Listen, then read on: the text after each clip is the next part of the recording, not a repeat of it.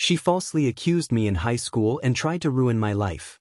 A decade later, I watched her whole world collapse and didn't say a word. Sometimes the universe has a way of balancing the scales, but this story isn't about divine intervention. This is about patience, precision, and the fact that karma sometimes needs a little technical assistance. I'm Brandon, and what started as teenage jealousy in the hallways of Lincoln High in Denver turned into a calculated lesson about how actions echo through time in ways people never expect. Back then, I thought I had everything figured out: 4.0 G, captain of the debate team, and a full scholarship to MIT burning bright like a beacon toward my future. I was that kid who actually enjoyed advanced physics, spent Friday nights coding instead of partying, and genuinely believed that hard work and merit would carry me anywhere I wanted to go. My parents were both teachers at the elementary school across town, proud but realistic about what they could afford, which made my scholarship feel like winning the lottery for our entire family. That's when Amber Martinez entered my orbit during junior year, assigned as my lab partner in AP Physics because Mrs. Henderson thought her struggling grades might improve with academic mentorship. Amber was beautiful in that effortless way that made guys forget their own names: long dark hair, eyes that seemed to catch every source of light in a room, and this laugh that could make you feel like the funniest person alive when it was directed at you. She worked part-time at her family's struggling Mexican restaurant, Casa Martinez, which barely stayed afloat despite serving the best carnitas in our neighborhood, and I could see the stress in her eyes when she'd show up to school still smelling faintly of kitchen grease and exhaustion. What started as tutoring sessions in the library evolved into something more when she'd lean a little too close during problem sets, her perfume mixing with the scent of textbook pages, and before I knew it, we were dating in that intense way only teenagers can manage. For months, everything felt perfect. She'd sit in the front row during my debate competitions, wear my varsity jacket to football games, and make me feel like I was living in one of those movies where the smart guy actually gets the girl. But as college acceptance letters started arriving that spring, something shifted in Amber's demeanor like a barometric pressure drop before a storm. The more opportunities that landed in my mailbox, the more distant she became, spending our study sessions scrolling through social media instead of focusing on her own applications, making cutting remarks about people who think they're too smart for everyone else. I didn't realize it then, but I was watching jealousy metastasize into something much darker, fed by her growing resentment that my carefully planned future seemed so certain while hers remained desperately unclear. The first major crack appeared when I was offered a summer internship at a prestigious tech company in Boulder, something that would strengthen my MIT application and provide experience I genuinely craved. "Of course you got it," she said when I told her the news, not looking up from her phone. "They probably have diversity quotas they need to fill." The comment stung not just because it diminished my achievement, but because it revealed how she'd started viewing my success, not as something earned, but as something taken from others, maybe even taken from her. Our conversations became minefields where any mention of my future plans would trigger sharp responses about how some people get everything handed to them, while others had to actually work for a living, as if my academic achievements somehow negated the fact that I'd been working part-time at a computer repair shop since I was 15. When my early admission acceptance to MIT arrived in December, complete with a full scholarship package that would cover tuition, room, and board, I thought Amber would be excited for me, maybe even proud. Instead, she stared at the letter like it was a death certificate, her face cycling through emotions I couldn't quite read. "MIT," she said finally, her voice flat and strange. "That's really far from Denver." I explained that it was only 4 years, that we could make long-distance work, that she could apply to schools in Boston for the following year, but her expression told me she'd already made some decision I wasn't privy to. That night, she was quieter than usual during dinner at Casa Martinez, picking at her food while her mother fussed over my acceptance letter in rapid Spanish, clearly proud despite the language barrier. I should have paid more attention to the way Amber watched me during that celebration, her eyes holding something cold and calculating that didn't match her forced smile. Later, I discovered she'd applied to MIT herself using inflated test scores and fabricated extracurricular activities, only to receive a rejection letter that she never told me about. While I was celebrating my future, she was drowning in the reality that her deceptions hadn't been enough to buy her way into the life she wanted, and that kind of desperate humiliation in a 17-year-old can curdle into something truly dangerous. The winter formal was supposed to be our last big event before graduation, a chance to celebrate and make memories before we all scattered to different futures, but Amber's behavior leading up to it should have set off every alarm bell in my head. She seemed almost excited in a way that didn't match her recent mood, making mysterious phone calls and spending extra time on social media, claiming she was researching dress ideas, when I caught her typing furiously on her phone. The night itself felt wrong from the start, with Amber insisting we arrive late and spend most of our time near the hotel bar where she seemed to be watching other students with unusual intensity, particularly a freshman named Sarah Chen who was clearly struggling with her first experience drinking alcohol while on prescription medication for anxiety. I should have known something was brewing when Amber suddenly became the most helpful person in the room, offering to get Sarah water and asking detailed questions about her condition, but I was too focused on enjoying what I thought would be one of our last perfect nights together.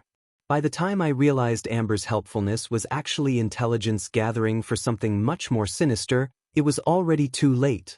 The trap had been set, the pieces were in motion, and my entire future was about to be derailed by someone I'd trusted with everything. The sabotage unfolded with the precision of someone who'd been planning it for weeks, though I wouldn't understand the full scope of Amber's betrayal until years later when I had the technical skills to piece together what she'd actually done. That night at the downtown Marriott, while I was focused on enjoying what I thought would be a perfect winter formal, Sarah Chen was having a medical crisis that I genuinely tried to help resolve, never imagining that my good intentions were being twisted into something monstrous by the girl I loved. Sarah was a sweet freshman who'd somehow gotten invited to the formal by a senior, but she was clearly overwhelmed by the whole experience, 17 years old, barely 5 feet tall, and struggling with anxiety medication that explicitly warned against alcohol consumption on the bottle she'd shown me earlier when asking if one drink would be okay. "I feel really dizzy," she told me around 11 p.m., gripping my arm as her date had disappeared somewhere with his friends, leaving her alone near the bar looking pale and confused. I immediately guided her to a quieter area near the hotel lobby, away from the loud music and flashing lights that seemed to be making her disorientation worse, and called her parents using her phone while my friends Jake and Marcus helped me keep her awake and alert. We stayed with her for over an hour, making sure she drank water and remained conscious until her father arrived to take her home, and I thought we'd handled a potentially dangerous situation with exactly the kind of responsibility adults had always told us to show. But while I was focused on Sarah's well-being, Amber had slipped away from our group and was busy making an anonymous phone call to the Denver Police Department from a payphone in the hotel lobby, using a voice she'd practiced disguising to report what she claimed was a sexual assault in progress. "I'm at the Marriott downtown for a high school dance," she told the dispatcher, according to the recording I'd eventually obtain years later. "There are 3 boys who cornered this really drunk girl, and they're being really aggressive with her. I think something bad is about to happen. The tall one with dark hair seems to be the leader. His name is Brandon something." The beauty of Amber's plan was its simplicity and her understanding of how these situations typically unfold. She knew that any report involving potential sexual assault would trigger an immediate and thorough response, that police would arrive quickly and ask questions later, and that even being investigated for such a serious crime would create lasting consequences regardless of the eventual outcome. When hotel security and 2 Denver police officers arrived at the scene 20 minutes later, they found me sitting calmly with Sarah and my friends in the lobby, making sure she stayed hydrated while we waited for her parents, a scene that should have immediately cleared up any confusion about criminal intent. "We received a report about an incident involving this young lady," Officer Martinez explained, his hand resting on his radio as he studied our group with professional suspicion. "Can you tell me what's going on here?" I explained the situation honestly. Sarah had felt sick, we'd helped her get away from the noise and crowds, called her parents, and were making sure she stayed safe until they arrived. Sarah herself, though still groggy, confirmed our story and thanked us for helping her, telling the officers that we'd probably saved her life by getting her away from the party atmosphere and keeping her awake. But the damage had already been done simply by virtue of the police response, because in a small community like ours, 3 squad cars showing up at a high school formal creates exactly the kind of speculation and rumor that can destroy reputations before facts even matter. The hotel security footage would eventually vindicate us completely, showing that Jake, Marcus, and I had acted with nothing but concern for Sarah's safety, but that evidence wouldn't surface until months later after lawyers got involved and subpoenas were filed. In the immediate aftermath, all anyone knew was that police had questioned us about a possible sexual assault, and in the social media age, that kind of information spreads faster than wildfire and burns longer than facts. Amber played her role perfectly, appearing shocked and concerned when she discovered what had happened, rushing over to comfort me while secretly documenting my confused and stressed reaction for future use. "I can't believe anyone would think you'd do something like that," she said, holding me tight while I tried to process how a night of helping someone had turned into a potential criminal investigation. "Everyone knows you're one of the good guys." But even as she offered comfort, I noticed her taking pictures of the police cars, the crowd of curious students, the whole chaotic scene that she'd orchestrated specifically to destroy everything I'd worked toward. Years later, I discovered that she'd already created multiple fake social media accounts in preparation for this moment, ready to seed rumors and speculation that would spread throughout our school and community like a carefully planned information warfare campaign.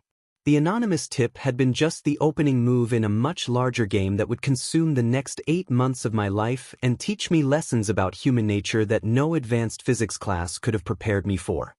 The dreams I'd spent 4 years building crumbled faster than I ever thought possible, starting with a phone call from MIT's admissions office 3 days after the winter formal that would haunt me for the next decade.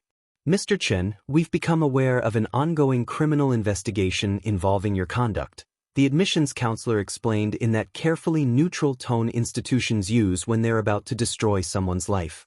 "While we understand that no charges have been filed, the university's policy requires us to review any scholarship offers when serious allegations are involved."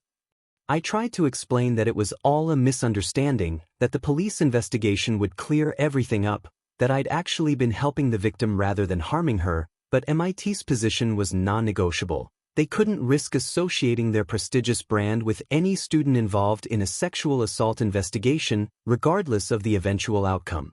"We'll be happy to reconsider your application once the matter is completely resolved," they said, which was corporate speak for, "We've already moved on to the next candidate." Just like that, my full scholarship disappeared, along with the future I'd spent every waking moment working toward since I was old enough to understand what MIT represented. My parents took the news like a physical blow, sitting at our kitchen table staring at the scholarship revocation letter with the kind of hollow expression I'd only seen at funerals.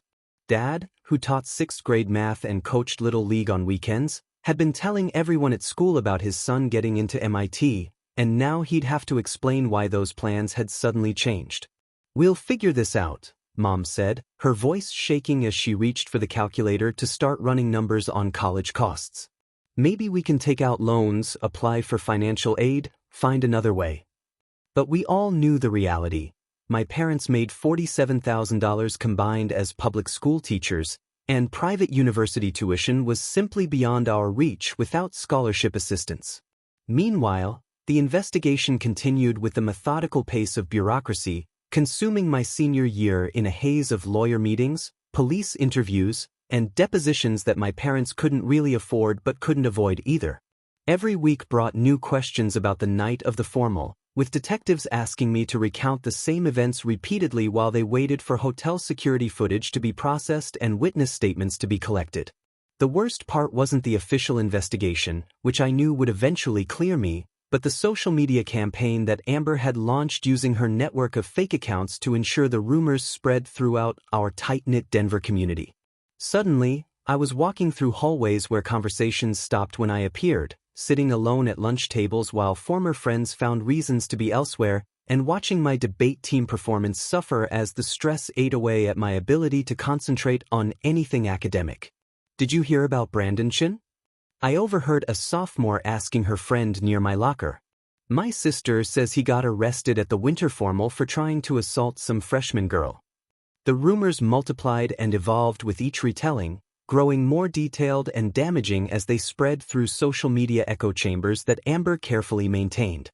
Meanwhile, She played the role of supportive girlfriend with Academy Award-worthy performance, publicly defending me while privately feeding information to the rumor mill through carefully coordinated anonymous posts.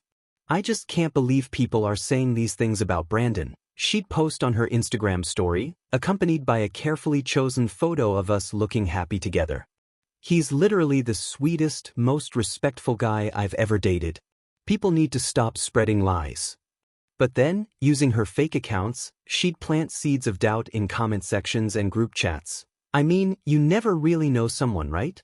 Like, even nice guys can have dark sides.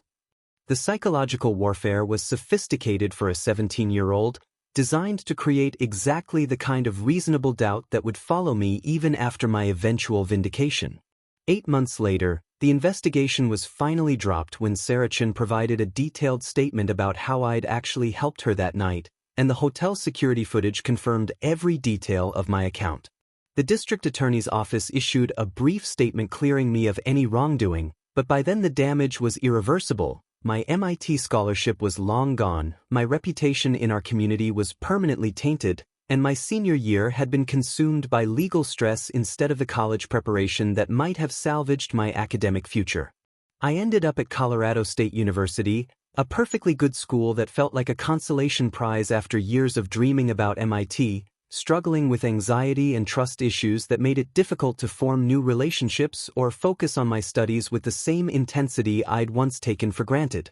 The irony wasn't lost on me that Amber had succeeded in bringing me down to her level. We were both attending state schools now, both dealing with the reality that our teenage dreams hadn't materialized the way we'd planned.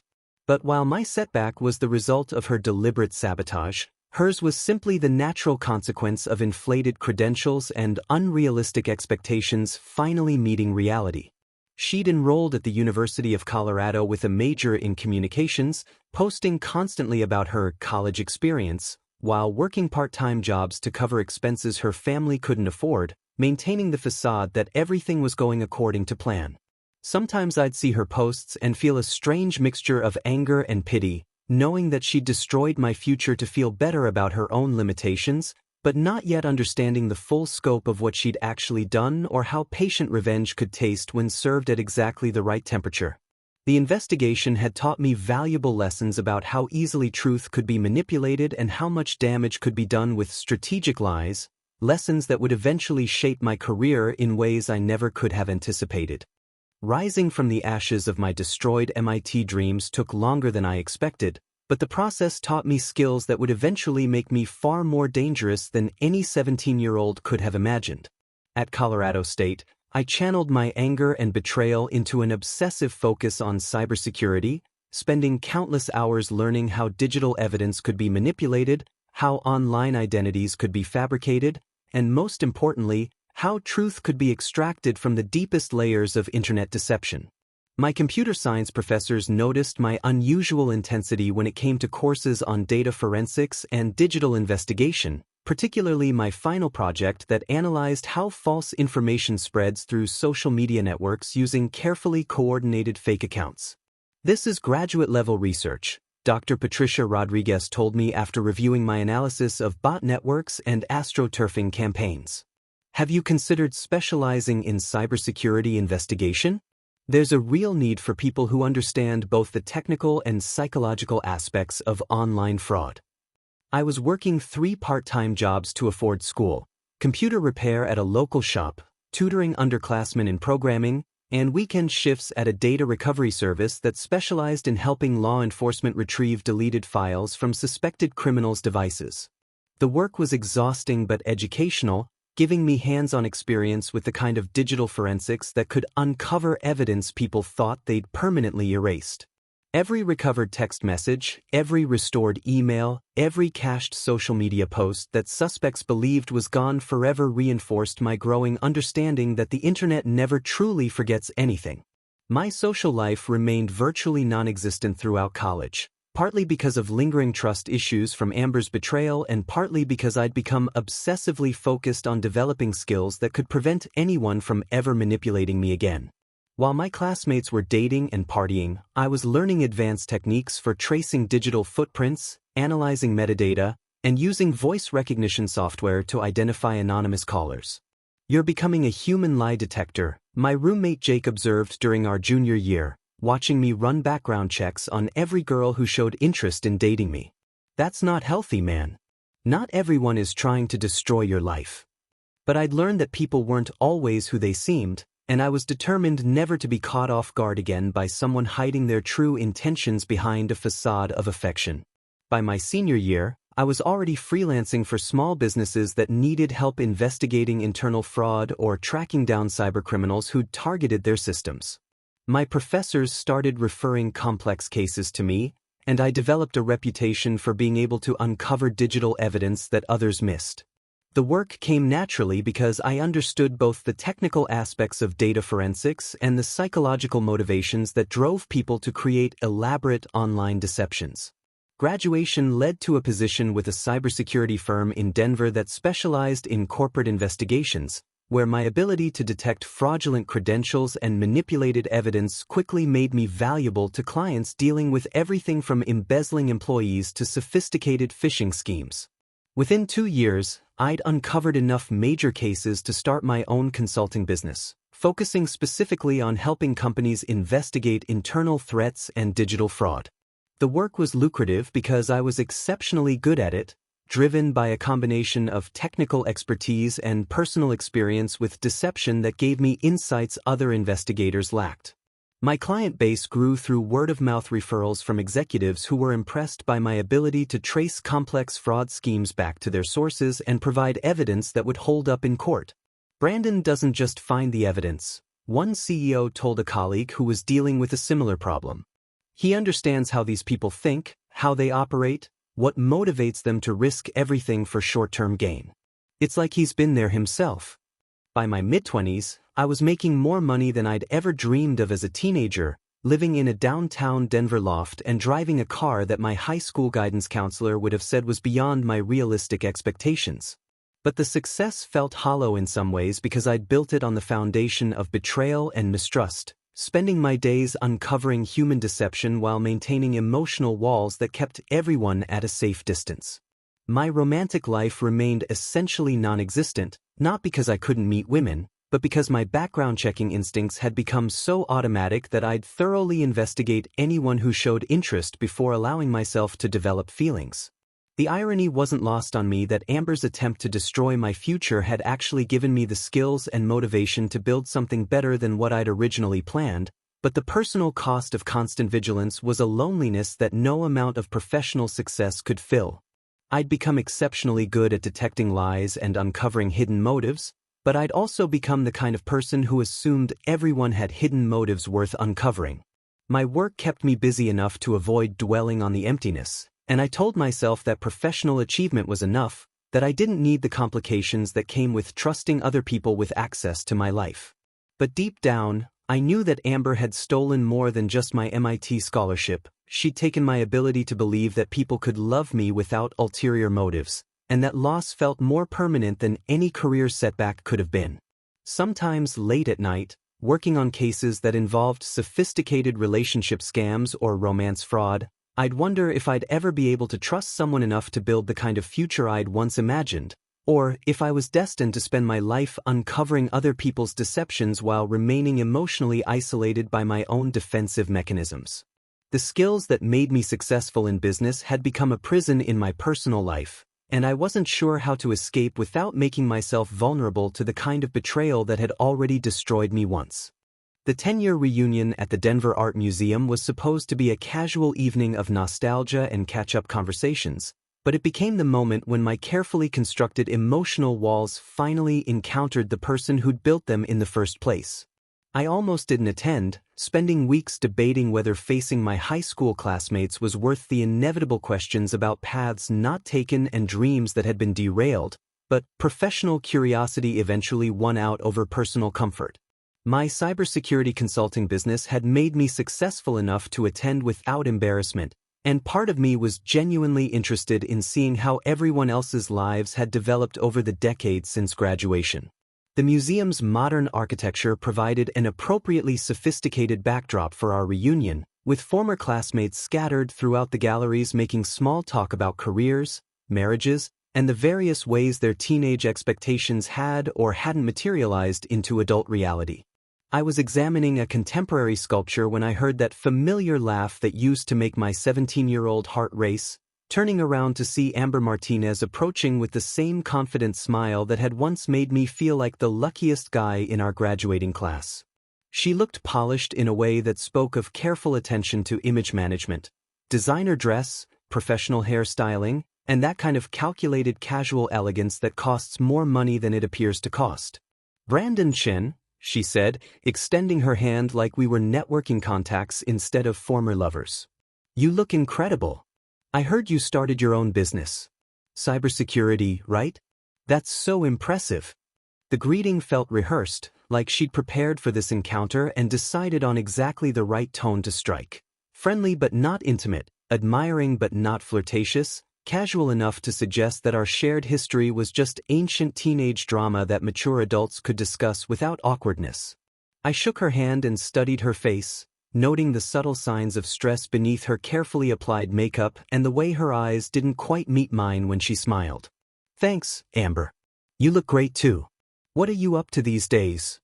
She launched into what sounded like a practiced elevator pitch about her work as a social media coordinator for a wellness brand called Mindful Living, describing her job with the kind of enthusiasm that people use when they're trying to convince themselves that their career is more fulfilling than it actually feels. "I manage all their digital campaigns, work with influencers, create content that really connects with people on an authentic level," she explained, gesturing with hands that displayed an impressive engagement ring that caught the museum's track lighting perfectly. "My fiancé Derek owns several properties around Denver, residential and commercial development. We're planning a destination wedding in Cabo next spring." The way she mentioned her fiancé felt strategic, like she was establishing her current status while simultaneously fishing for information about mine, and I noticed how she studied my reaction to gauge whether the news affected me emotionally. "Congratulations," I said, meaning it in the distant way you congratulate acquaintances on Facebook. "That sounds like a great life you've built."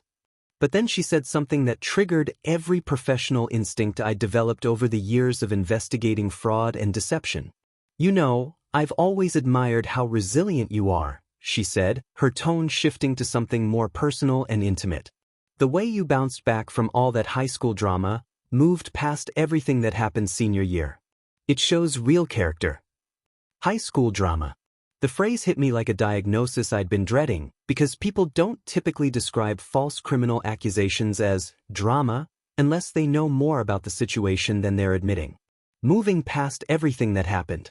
The phrasing was too specific, too knowing, like she was referencing events she'd observed rather than experiences she'd heard about secondhand. I felt my analytical mind shifting into investigation mode, cataloging her word choices and body language for signs of deception the way I'd been trained to do with corporate fraud suspects. "Yeah, well, the truth usually comes out eventually," I replied, watching her reaction carefully. "Sometimes it just takes longer than you'd expect." For just a moment, her composure slipped, and I saw something flicker across her face that looked like recognition or maybe fear, but she recovered quickly and steered the conversation back to safer territory about mutual friends and career developments. We talked for another 10 minutes about surface-level topics while I mentally recorded every detail of her appearance, her mannerisms, and most importantly, her voice patterns for future reference. When she excused herself to find the restroom, I immediately pulled out my phone and activated the audio recording app one always kept ready for unexpected situations, capturing a sample of her natural speaking voice when she returned and resumed our conversation. "It was so great seeing you again, Brandon," she said as the evening wound down. "I'm glad you're doing so well. You always deserved good things." The comment felt like an absolution she had no right to offer, and I watched her walk away with her fiancé, a tall guy in an expensive suit who looked like he stepped out of a real estate advertisement, while my mind was already racing with possibilities that I needed to investigate. That night, I couldn't sleep, lying in bed replaying every word of our conversation and analyzing the subtle cues that had triggered my professional paranoia about her involvement in my high school destruction. The next morning, I called a contact at the Denver Police Department who owed me a favor from a case where I'd helped them track down a sophisticated identity theft ring. I need to hear the original recording from a case that was dropped about 10 years ago, I explained, providing the date and case number I'd memorized during those traumatic months of investigation. It's related to current fraud case I'm working on, and I think there might be connected voice patterns I need to analyze. 3 days later, I had the audio file, and using the voice analysis software I developed for corporate investigations, I ran a comparison between Amber's voice sample from the reunion and the anonymous tipster who destroyed my future a decade earlier. The vocal pattern recognition results showed a 94.7% probability match, which in forensic terms meant virtual certainty that the same person had made both recordings. After 10 years of wondering who had hated me enough to orchestrate such elaborate sabotage, I finally had my answer, and it was somehow both shocking and completely predictable that my own girlfriend had been the architect of my destruction. The revelation sent me into a cold rage that felt more analytical than emotional, like discovering that a complex equation I'd been trying to solve for years had an elegantly simple solution that had been hiding in plain sight all along. The methodical takedown began with research, because after a decade of investigating digital fraud, I'd learned that patience and precision always trumped emotional revenge when it came to delivering consequences that would actually stick. I spent 2 weeks mapping Amber's entire online presence using tools I developed for corporate investigations, creating a comprehensive profile of her digital footprint that revealed patterns of behavior far more damaging than I'd initially expected.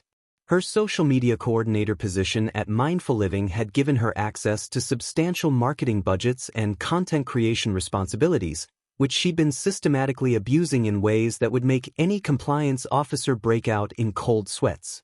Through reverse image searches and metadata analysis, I discovered she'd been stealing content from smaller wellness influencers and independent creators, passing off their original photography, graphics, and even entire blog posts as work produced by her company's in-house team. The plagiarism was extensive and brazen, dozens of Instagram posts, Pinterest graphics, and website articles that she'd lifted wholesale from creators who lacked the resources to monitor their intellectual property across multiple platforms. But the content theft was just the beginning of what I uncovered through careful examination of public records, social media patterns, and digital breadcrumbs that most people don't realize they're leaving behind every time they interact online. Amber had been organizing charity fundraisers through her company's social media channels, positioning herself as a compassionate community leader while quietly skimming money from the donation pools before transferring the reduced amounts to the intended recipients. The charity fraud was sophisticated enough to avoid triggering automatic red flags but sloppy enough that someone with my investigative background could trace the discrepancies through careful analysis of public fundraising reports and social media promotional posts. Most damaging of all, I discovered an elaborate catfishing operation she'd been running through multiple dating apps and social media platforms, creating fake profiles to target wealthy men while maintaining her engagement to Derek, apparently as some kind of insurance policy against financial uncertainty. Her catfishing profiles were carefully crafted to appeal to successful professionals, using stolen photos from modeling websites and fabricated backstories about being a successful entrepreneur looking for meaningful connections with financially stable partners. The digital evidence was overwhelming. Screenshots of conversations where she'd manipulated lonely executives into sending expensive gifts, travel arrangements for romantic getaways she'd never actually attended, and even investment opportunities she'd pitched to victims who thought they were developing genuine relationships with an attractive businesswoman. Instead of confronting her directly, which would have given her time to cover her tracks and prepare legal defenses, I decided to let the truth reveal itself through carefully orchestrated anonymous tips to the appropriate authorities and affected parties. My first move was contacting the original content creators whose work Amber had stolen, providing them with detailed documentation of the copyright infringement along with instructions for filing DMCA takedown requests and pursuing legal action against Mindful Living for unauthorized use of their intellectual property. I represent several digital artists who have discovered their work being used without permission by your company. I wrote in anonymous emails to each victim, attaching side-by-side comparisons that made the theft impossible to deny. The attached evidence shows systematic copyright infringement that may entitle you to significant financial compensation through legal action. The response was immediate and devastating. Within 48 hours, Mindful Living was dealing with multiple copyright strikes, cease and desist letters, and angry creators who were threatening lawsuits for damages that could easily reach six figures depending on how aggressively they pursued compensation. My second phase targeted the charity fraud through an anonymous tip to the Colorado Attorney General's office, providing them with a comprehensive analysis of donation discrepancies that I documented through public records requests and social media monitoring. The attached evidence suggests systematic misappropriation of charitable funds by Amber Martinez, who has been organizing fundraisers through Mindful Living's social media platforms while diverting portions of the donated money for personal use. I wrote in an encrypted email sent through multiple proxy servers to ensure complete anonymity. The pattern of behavior indicates ongoing fraud that warrants immediate investigation. State investigators are remarkably efficient when provided with clear evidence of charity fraud, especially when the documentation is thorough enough to support criminal charges without requiring months of additional investigation. The final piece of my strategy addressed her catfishing operation through a carefully crafted email to her fiancé Derek, sent from an untraceable account that included screenshots of her dating profiles, conversation logs with multiple victims, and evidence of the expensive gifts she'd received while claiming to be single and available for serious relationships. "I thought you should know what your fiancé has been doing online," I wrote, attaching a comprehensive portfolio of her deception that would be impossible for any reasonable person to dismiss or rationalize. "These profiles have been active throughout your relationship, and she's been accepting expensive gifts and travel arrangements from men who believe she's interested in dating them."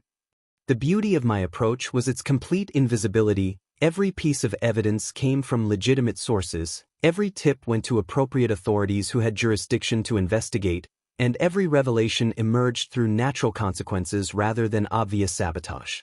Amber would never be able to trace the destruction back to me because I'd simply accelerated the discovery of activities that were already illegal, unethical, and unsustainable, ensuring that her downfall appeared to be the result of her own carelessness rather than deliberate revenge.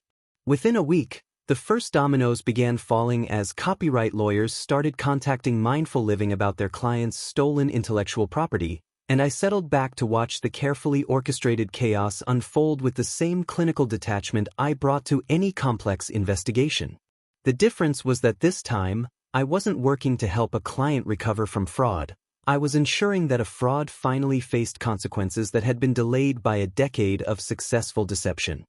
The final reckoning unfolded with the precision of a controlled demolition, each revelation perfectly timed to create maximum chaos while maintaining my complete invisibility in the process.